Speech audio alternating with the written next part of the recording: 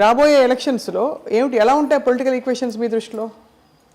ఈసారి ఖచ్చితంగా first election last election రకరకాల యుద్ధంలాగే ఉంటుందండి. ఎందుకంటే మొత్తం ప్రతిపక్షాలు, దొంగలు, దోపిడీదారులంతా ఒకటవుతారు జగన్ గారిని కొట్టాలని.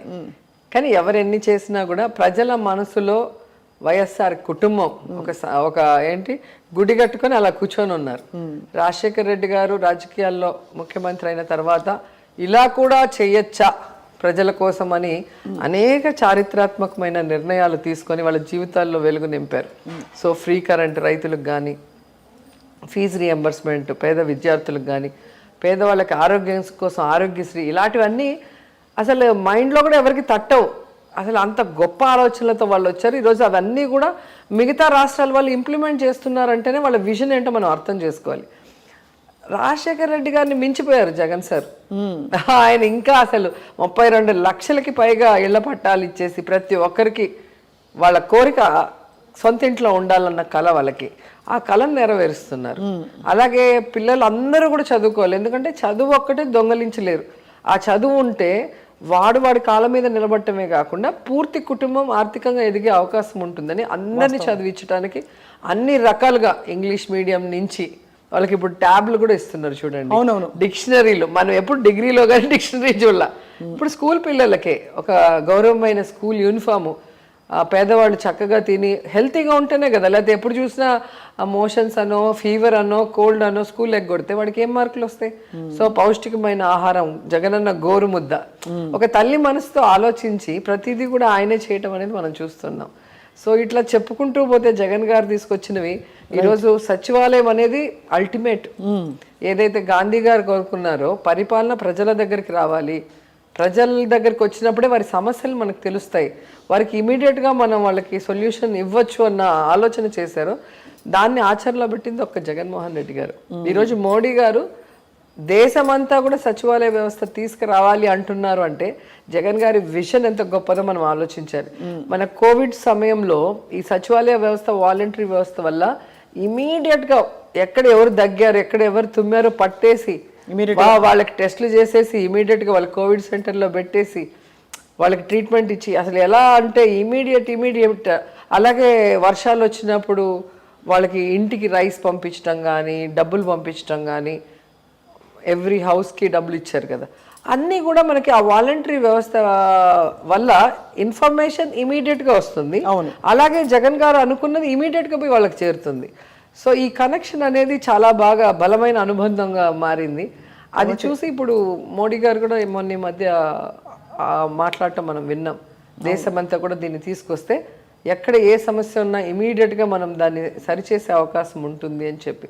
సో ఈరోజు వాలంటీర్స్ వాళ్ళే వెళ్తారు, 50 ఏళ్ళకి ఒకరు ఉంటారు, వాళ్ళకి పెన్షన్ వస్తుందా లేదా, వాళ్ళకి రేషన్ కార్డు ఉందా లేదా, వాళ్ళకి ఆధార్ కార్డు ఉందా, అంత ప్రేమ పొంగిపోతే మోడీ గారికి స్పెషల్ స్టేటస్ ఇవ్వచ్చు కదా. ఆయన మన స్టేట్ మీద ప్రేమ కాదు కదా, ఓవరాల్ స్టేట్లో ఏం జరుగుతుంది అన్ని చోట్ల చెయ్యాలని. కానీ స్పెషల్ స్టేటస్ అనేది ఖచ్చితంగా ఇవ్వాలి, ఇస్తారు అని ఎందుకో నాకు అనిపిస్తుంది. కనీసం ఎలక్షన్ ముందైనా అనౌన్స్ చేస్తారని సో చాలా పాజిటివ్గా హ్యాపీగా ఉన్నారు. కానీ రోజా గారు ఆనెస్ట్గా మీరు ఒక అద్భుతమైన అంటే క్వీన్ ఆఫ్ గ్లామర్గా ఏలిన ఒక ఫేజ్ ఉండేది. ఆ తర్వాత అన్ని కష్టాలు రాజకీయాల్లోకి వచ్చారు, రకరకాల మాటలు అన్నారు, మీరు అవమానాలు పడ్డారు. మీరు మీ గురించి ఎవరిని అడిగినా కూడా ఇదే అంటారు, చాలా స్ట్రగుల్ అయ్యి అట్ ద సేమ్ టైం దులుపుకుంటూ పాజిటివ్గా ఉంది. పడ్డవాడు ఎప్పుడు చెడ్డవాడు కాదంటారు. అది సో నాకు బలమైన సపోర్టు ఫస్ట్ నా ఫాదర్ ఉన్నారు, తర్వాత నా హస్బెండ్, నా బ్రదర్స్.